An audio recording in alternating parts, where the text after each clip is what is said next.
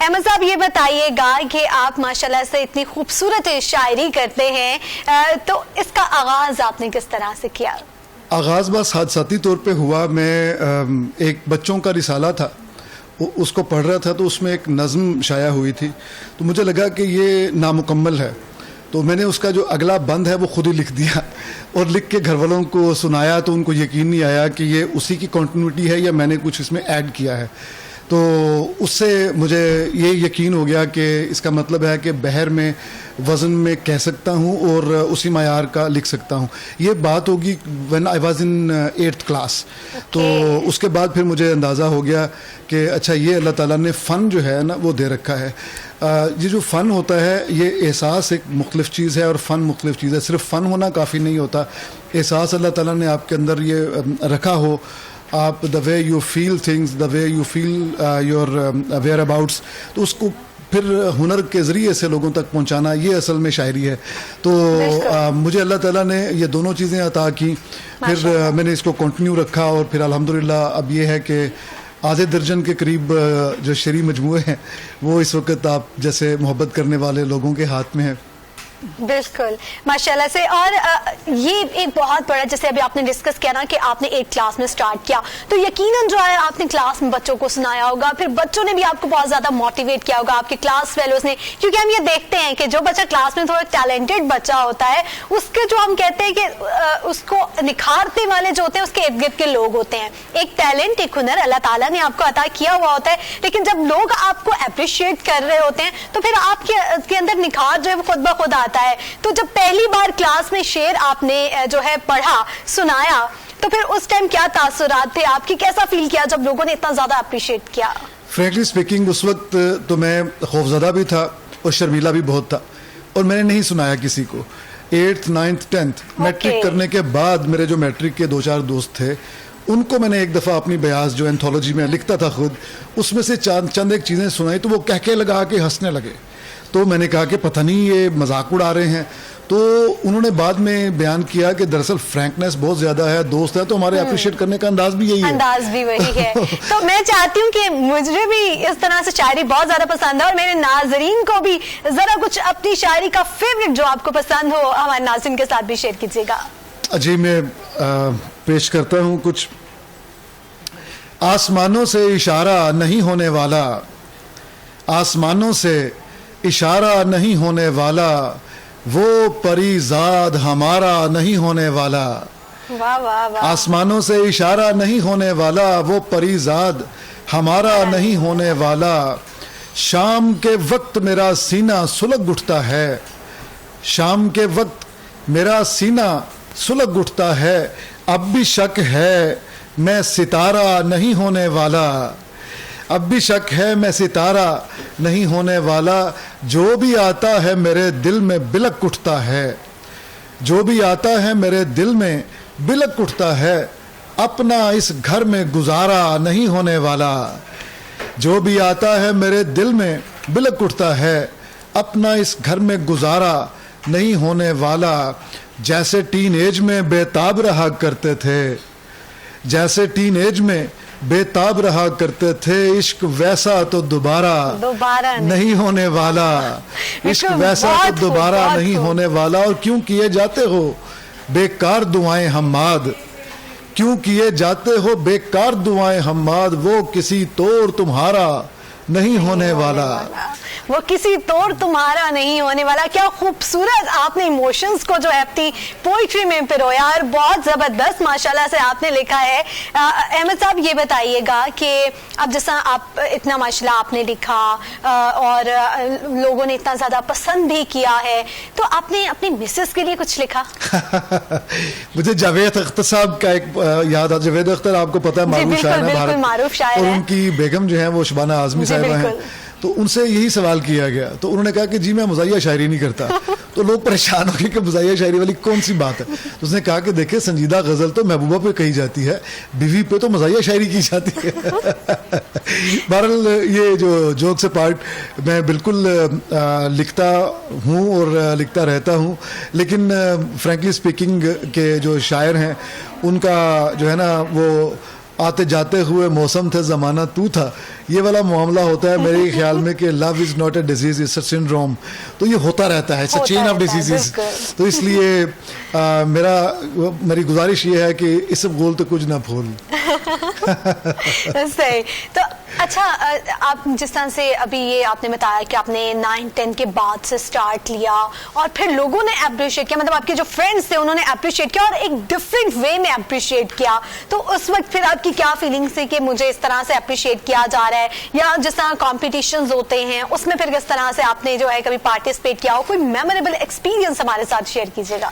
دیکھیے, میں چونکہ مڈل کلاس فیملی سے تعلق ہے تو وہاں سب سے بڑا اور میں گھر میں بڑا بیٹا ہوں, تو سب سے بڑا مسئلہ یہ تھا کہ بھائی جان آپ ایف ایس سی کریں اور ڈاکٹر بنیں, یہ آپ کن چکروں میں پڑ گئے ہیں. تو بڑی ایک شیئر ڈسکریجمنٹ جو تھی نا معاشرے کی طرف سے بھی, سوسائٹی یا فیملی کی طرف سے بھی وہ تھی. اگرچہ میرے والد صاحب والدہ صاحبہ دونوں سخن شناس ہیں, پرشین کے لوگ ہیں, لیکن ان کا یہی کہنا تھا کہ آپ اپنا کریئر پہلے بنائیں, اس پہ فوکس کریں. تو جس کی وجہ سے میں جو لکھتا تھا دوبارہ سے وہ میٹرک کے بعد چند ایک دوستوں کو سنانے کے بعد دوبارہ ایک حجاب کی سی کیفیت تھی, میں دوبارہ گم ہو گیا اور اپنا جو کچھ لکھا ہوا تھا اس کو سنبھال کے رکھ لیا. نظمیں کہتا تھا, غزلیں کہتا تھا, لیکن اس کو چھپا لیتا تھا, چھپاتا نہیں تھا. تو اس طرح ایف ایس سی کی اور اس کے بعد پھر ظاہر ہے شاعروں کا ایف ایس سی میں جو حال ہوتا ہے میرا بھی وہی ہوا. اور پھر میں نے اس کے بعد فلسفہ جو ہے نا اس کو پڑھنا شروع کیا. میں نے ریکویسٹ کی کہ مجھے میری طبیعت کے مطابق, جو مزاج کے مطابق جو مضامین ہیں وہ پڑھنے دے. تو فلسفہ میرے دل کے قریب تھا تو میں نے فلسفہ پڑھا, جیوگرافی پڑھی اور اس طرح. تو جب یہ میں نے یہ سارے کام کیے تو اس کے بعد میں یہ پاکٹی ہاؤس حلقہ ارباب ذوق یہاں جلسہ ہوتا تھا تو یہاں آنا شروع کیا. یہاں مجھے گریٹ ماسٹرز ملے, اپنے سے سینئرز ملے, بہترین شعراء کرام ملے. اور یہیں پہ منیر نیازی صاحب بھی تشریف لایا کرتے تھے. جب میں لڑکا تھا تو اس وقت احمد ندیم قاسمی صاحب بھی تشریف لایا کرتے تھے. تو یہ at the turn of the century کی بات ہے. تو ان لوگوں کو سن کے پھر اپنی تربیت کی. پھر میں نے وہاں حلقے میں پیش کرنی شروع کی تنقید کے لیے. تو وہاں آپ کو پتا ہے جائنٹس دیو اور جنات ہوتے تھے ادب کے. جب وہ لوگ اپریشیٹ کیا کرتے تھے تب بڑا حوصلہ ہوتا, تب سینہ بڑا ہوا, تب مجھے لکھنے کا حوصلہ بھی پیدا ہوا. تب میں نے پھر خوب لکھا اور پھر اپنی کتابیں جو ہیں ان پہ توجہ دی.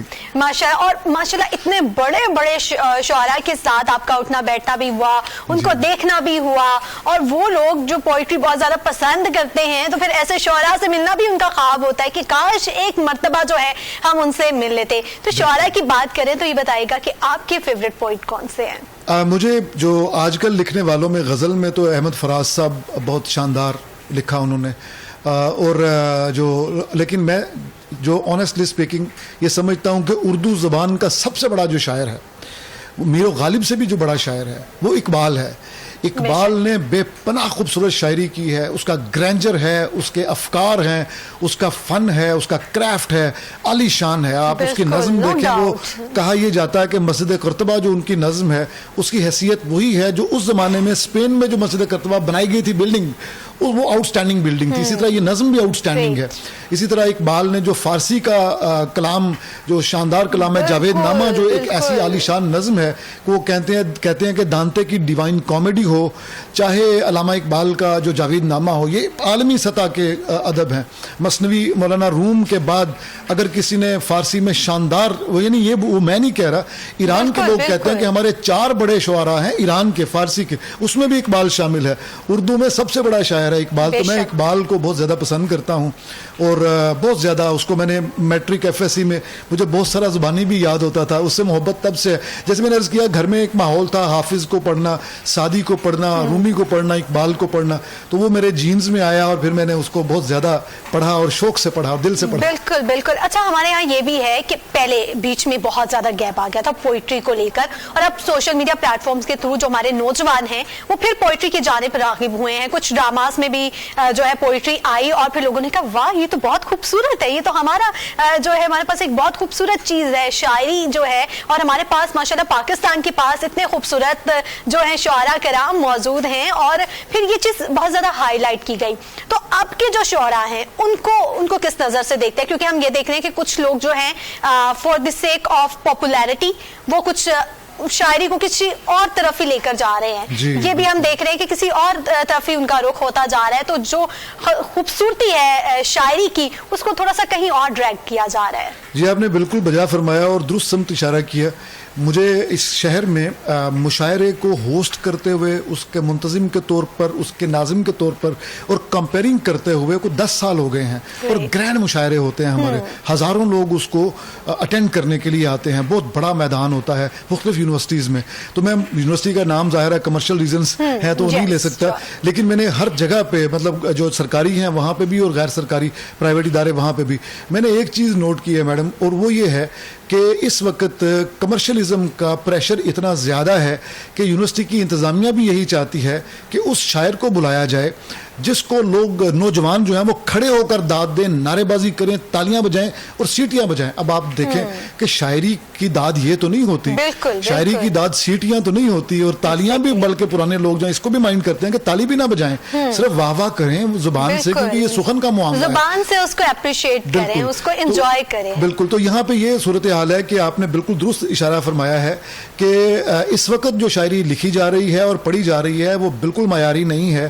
اسی لیے میری یہ کوشش ہوتی ہے کہ جب مجھے کوئی انوالو کرتا ہے مشاعرے میں کہ آپ اس کے شعراء کی فہرست مرتب کریں, تو میں ان پاپولر شاعروں کے ساتھ ساتھ, پاپولر شاعروں سے مراد میری وہ ہے کہ جو ٹک ٹاک پہ مشہور ہیں اور جو انسٹاگرام پہ مشہور ہیں اور جن کی کتابیں کوئی نہیں ہیں, ان کے ساتھ ساتھ میں ان لوگوں کو بھی مدعو کرتا ہوں جو سنجیدہ لوگ ہیں, جو کتاب کے ریٹن ورڈ کے لوگ ہیں, جن کی شاعری ہوا برد نہیں ہوتی بلکہ کاغذ کے ساتھ سفر کرتی ہے. میں ان کو بلاتا ہوں اور یہ توازن برقرار رکھتا ہوں تاکہ جو میرا سننے والا ہے وہ مصرع تر لے کے جائے گھر, اور ٹیک ہوم اس کا جو ہے وہ بہترین شاعری ہونا چاہیے. احمد حماد صاحب, ہماری بہت خواہش تھی کہ آپ کے ساتھ مزید بھی ہم گفتگو کرتے, لیکن یہاں وقت بہت کم ہے, تو میں چاہتی ہوں کہ جاتے جاتے اپنی کوئی نظم یا غزل آپ ہمیں سناتے جائیں. جی میں پیش کرتا ہوں.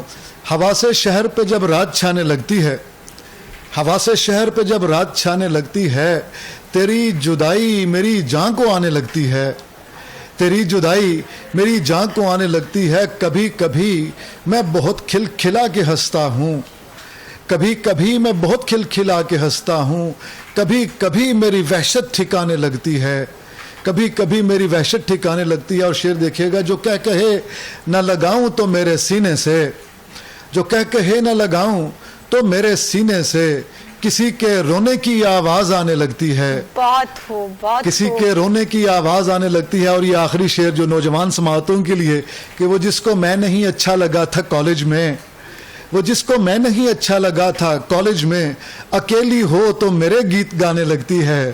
ہوا سے شہر پہ جب رات چھانے لگتی ہے, تیری جدائی میری جان کو آنے لگتی ہے, تیری جدائی میری جان کو آنے لگتی ہے.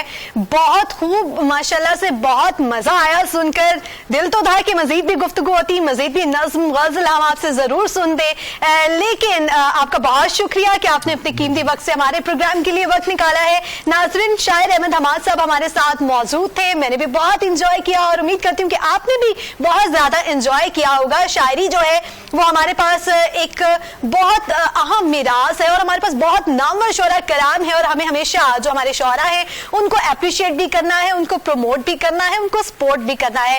آج کے پروگرام میں ہم نے بات کی اسموک کے حوالے سے, کیئر کے حوالے سے, تو کوشش کریں کہ ماسک استعمال کو یقینی بنائیں, غیر ضروری سفر سے گریز کریں, اپنے بچوں کا خیال رکھیں, اپنی ڈائٹ کا خیال رکھیں, اور گرم مشروبات کا استعمال ضرور کریں, اور in case of any emergency آپ ڈاکٹر سے لازمی رجوع کریں. اس کے علاوہ چائلڈ ابیوز پہ آج ہم نے بات کی, 18 نومبر تھا آج, اور اس حوالے سے دن بھی منایا گیا ہے, تو کوشش کریں کہ اپنے بچوں کو جو ہے اویئرنیس دیں, ان کو ایجوکیشن دیں اس حوالے سے, تاکہ یہ جو کمیونیکیشن گیپ ہے یہ کم ہو سکے, اور کسی بھی ایسی سچویشن میں وہ آپ کے ساتھ کمیونیکیٹ کر سکیں اور ان کی حفاظت جو ہے وہ یقینی ہو سکے. آپ سے ملاقات ہوگی ایک نئے پروگرام کے ساتھ, تب تک کے لیے اپنی میزبان ہیرا عارف کو دیجیے اجازت. اللہ حافظ.